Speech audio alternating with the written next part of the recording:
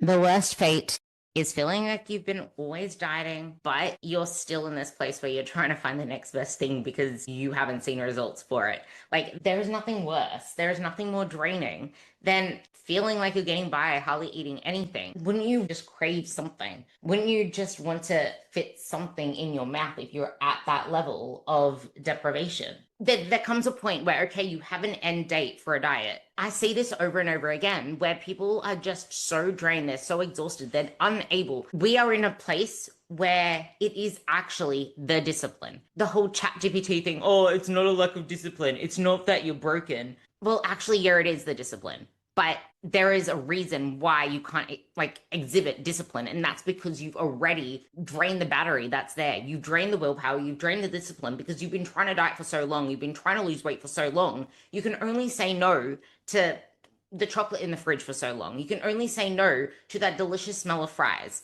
There is no, and then people feel like this is where, if you listen to my podcast on 1600 calories is not your maintenance, you will know this very well because 1600 calories is not your maintenance, and you will never see the results you want in your body if you keep trying to lose fat and diet, and build muscle at the same time.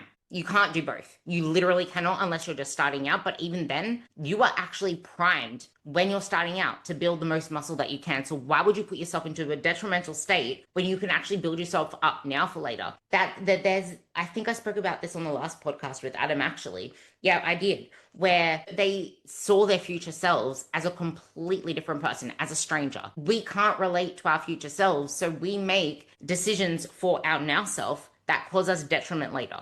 And that's exactly what you're doing every single time that you bypass a decision that's going to lead to the goal body that you want in the long term because you're so uncomfortable with the now, which I actually think comes a lot to how people are scared to be perceived, like they don't want to look fat or they don't want this, or what are they going to think about? You said this the other day when we were walking, where people are so easy to like give you comments when you're losing weight, whatever, but then there's nothing else. What did you say about that? Oh, it's just so that people are quite more than willing to say something. Oh, you look better. You've lost weight. But if you put on 3 or 4 kilos, no one says anything. Mm. It might be healthy kilos, but no one says anything.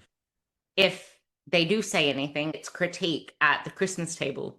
I remember I had a client that was so scared to stop her habits because every single Christmas she would get criticized or people would comment on her body. And it's like, well, I can't let myself go. So, in wanting to not let herself go, she kept sabotaging herself, keeping herself from losing the weight she wanted to lose. And she had substantial weight to lose. But if what you're doing isn't working, then it kind of makes sense to change. It's going to be contradictory to what you think to be true because what you think to be true is what got you stuck in that pickle to start with. Like, as I was saying, the worst fate is to be in a place where you're not seeing results and you're putting in all of the effort because that is exhausting. That is you end up believing that you're doing absolutely everything right and you could be doing everything right when you're focused. But wouldn't it be empowering to be able to say no to something, to be able to feel in control, like you can get results? Like I had this, one of my girls actually said to me that she now understands why people find it so difficult to track their food and why they don't want to track their food because she's out for a weekend. It's Thanksgiving. They're eating out for lunch and dinner for both days. And it is going to be difficult to log those meals because you don't know what's in it. But every single choice you make has a trade-off. And if you don't know how to navigate those events and you want to go for the dessert, it's not a special event if it's every weekend. It's not a special event if every single time you go out, you say, fuck it, I'm just going to eat whatever the hell I want. I'm not going to track anything. I'm not going to account for this. I'm just going to turn a blind eye to the fact that I'm eating out because I can't be perfect. I can't log it to the T. I don't know what's in it. But I made the challenge for her to actually log all of her foods, whether it's imperfect or not, because you're not going to learn if you don't put yourself through those process steps. And I was, okay, I like reading. I decided to read a book on relationships. And it's kind of funny how much all of it ties into this in that sense. Because when you're going through something that's meant to be like a marriage, which is you with your nutrition, you with a fitness lifestyle that wants to be there, you can go for the easy route. Yes, like the hookups, the this, the that, the diet to diet to diet. Or you can learn how to work through these because happy fairy tale endings, there's no happy fairy tale partnership where everything is all fine and dandy with roses and blossoms and this, that, and the other. There's going to be stuff that you need to have that, like, okay, we need to actually work through this to grow through this to get to the other side. And through that, you learn relationships, all that kind of stuff, like something that you want to last. It's about growing, it's about learning, it's about evolving together. You and your nutrition is about evolving together. You learn it through, okay, well, this is a hiccup. I don't know. I don't understand how to track this. Okay, well, this is a signal. Hi, this is something to look at. Is this worth you looking at? If it's not, then cool. Break up with the fairy tale, not really a fairy tale ending, but break up with it then and continue on your cycle. Go on, continue on your cycle. Continue struggling and then blaming your metabolism. But like, it's the hard old truth because you are not going to see the results you want. Why do you want to even blame your like, do you enjoy thinking that your body is broken? Do you enjoy thinking that your metabolism is broken, that you're never going to get results? Or do you actually want to make the change? Because it does not have to be that hard. It's just that you need to accept that it is going to be hard before it's easy. Anything is hard before it's easy. Do you not remember your first day in college? Do you not remember your first day at your first job? Do you not remember your first day on a two-wheeled bike? How about your first day driving?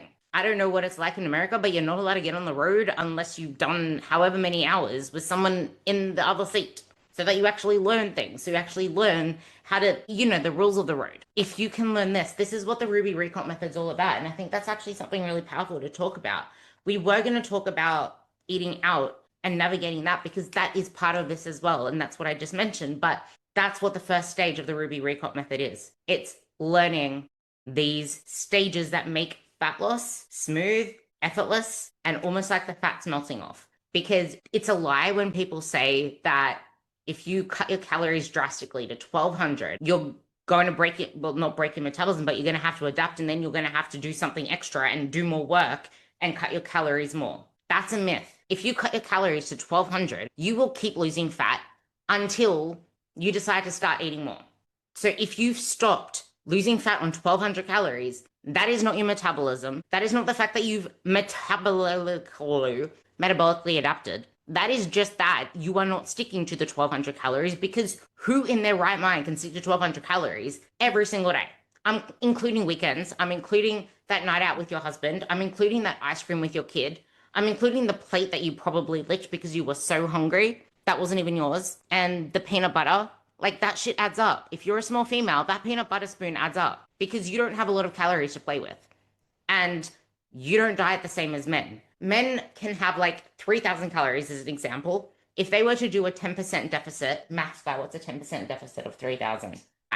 They'll be 2700. And if it was a 20% deficit, 2400 will be the guy's thing. What would 20% deficit of 1800 be?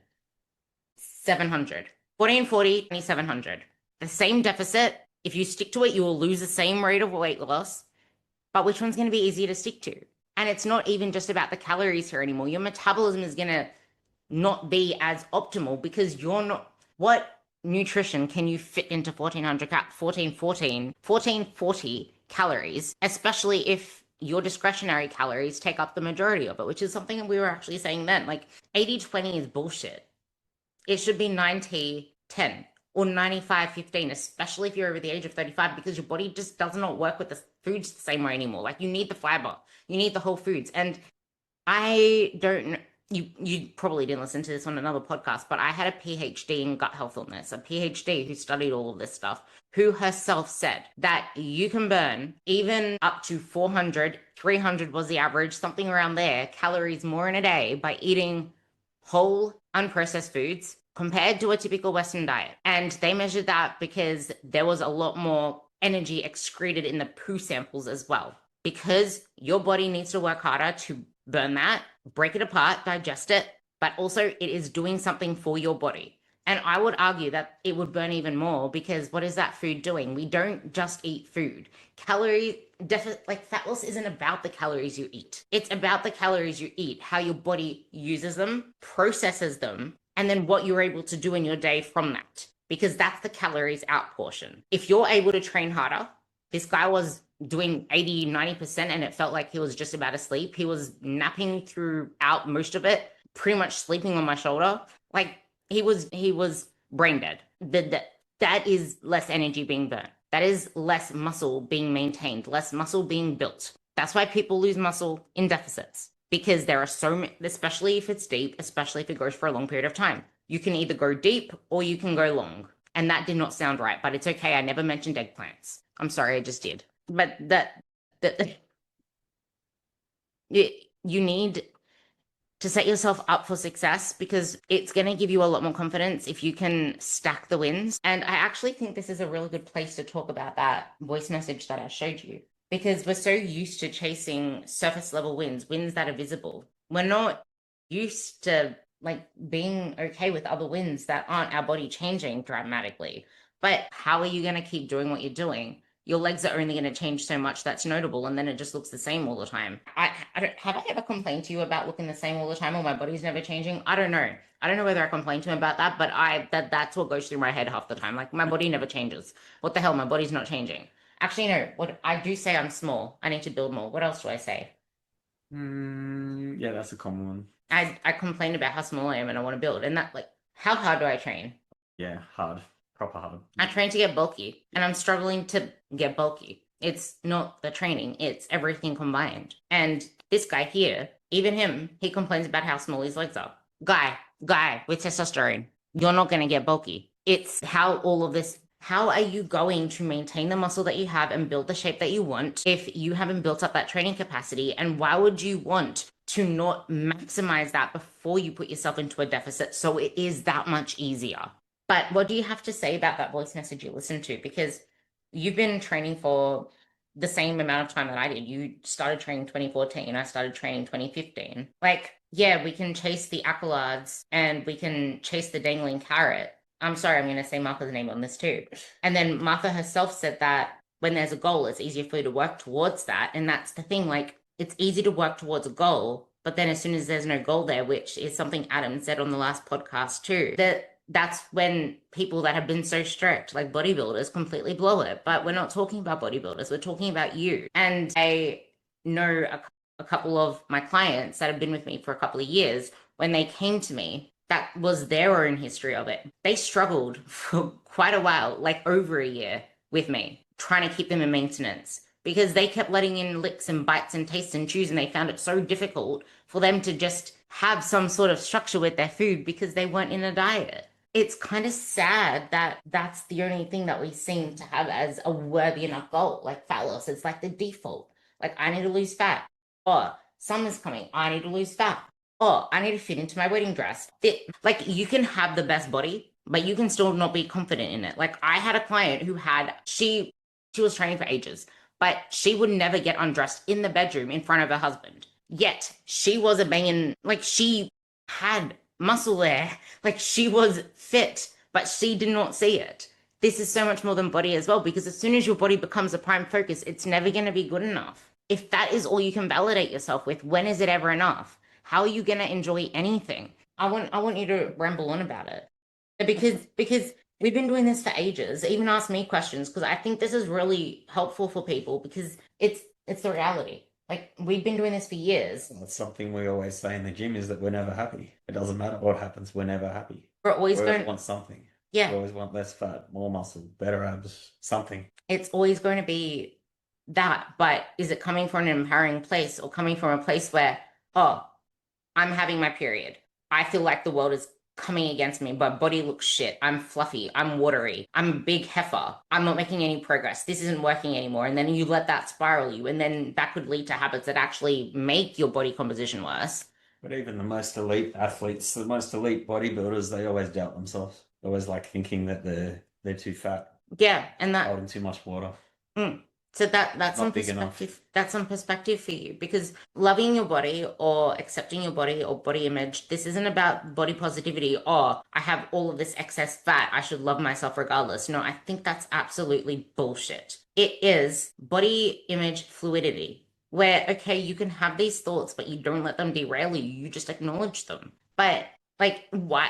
If your only means of feeling like you're progressing is seeing your body change or noticing physical changes, how are you ever going to expect to get there? Because that means you're either going to be in a diet phase or bulking, which most of you don't want to do this bulking phase. And bulking isn't even something that's going to be conducive for the most of you. You want to build. Building is different. It's structured. It's not blowing yourself out. And if you're in maintenance, if you're trying to recover from chronic dieting, you're not going to see the changes you expect to see overnight. And the longer that you do this, I have a whole podcast on this. The reality of progress. Progress usually starts really pretty slow to the point where you hardly notice it because you're still figuring shit out. Things are still crackling on in the background. And then it starts to increase quite a lot, but then it starts to plateau. And the same goes with your lifts. Like you don't increase your lifts every week. You can't. Talk to me more about that because it's kind of the same thing because people are always expecting to see this visual, this dopamine, this validation that something's working. We need to talk about that, like either physically or numbers in the gym. But the longer that you do it for, like that's just gonna sabotage you. The longer you go, the less likely you can make any change. Talk about it. Like how can we get people, like if this was a conversation with Martha as an example too, it's just like if you always need to have something there for you to stay motivated or always have to see your body changing in some way for you to stay the course or for you to feel like it's working and not sabotage yourself, like what do you have to say about that? Like I feel like this is where everyone gets stuck. That you do because you've been doing this for ages. What keeps you doing it? Me? Yeah. I love going to the gym. Did you always love going to the gym? Yeah. What part of it? Why? I like the social part. I like feeling strong. But if you contrast that, if you contrast that to what it was like when you were dieted down, it's a completely different feeling there. It was different when there was a goal. It was actually worse when there was a goal. I didn't enjoy the gym at all. It's fun. It's funny that he actually says that because that's what stopped me competing.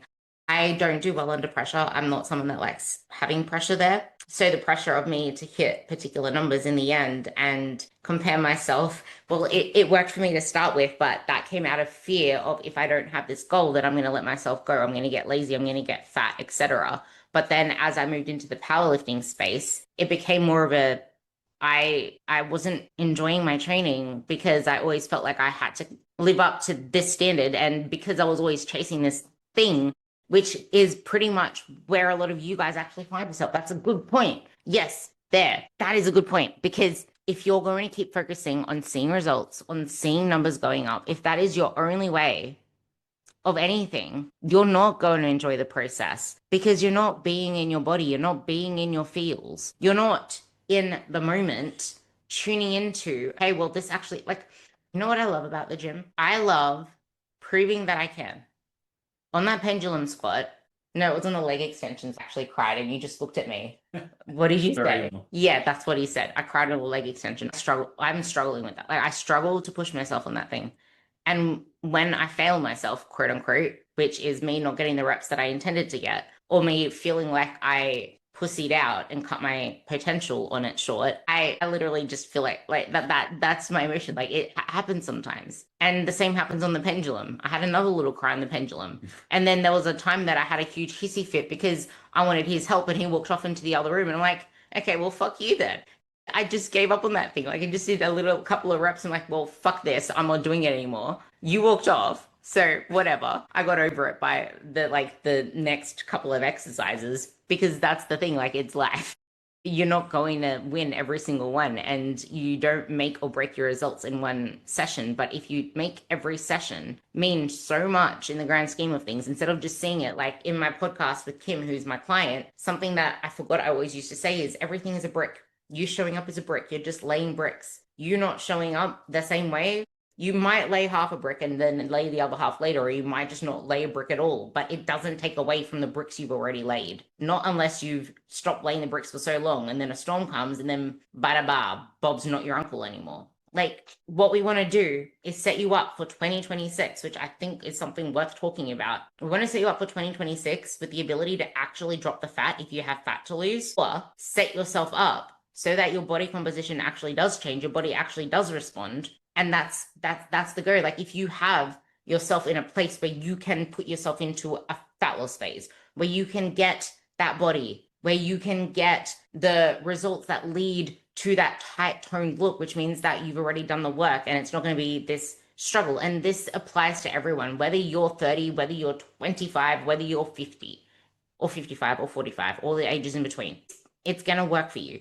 You just need to put in the steps before it to make it happen. The more that you keep trying to skip those steps, the more that you're going to sabotage, the more that you're going to struggle. So we're going to set you up for 2026. We're going to lay out a plan to get you ready there. And if there's anything else that you guys want us to talk about, we will. But I do feel like this has been the most important part of it because there's I'm going to end this the same way that I started it. There is nothing worse than putting in so much effort and not seeing anything for it, than burning yourself out, and then thinking that there is something wrong with you, that it is your metabolism, and falling for all the bullshit that's out there, like freaking carbs, that your muscle just doesn't, whatever the hell Gab Lyon said. Like, come on, that's bullshit. Or just believing, like, it's so easy to believe anything out there to be true, especially when you're struggling.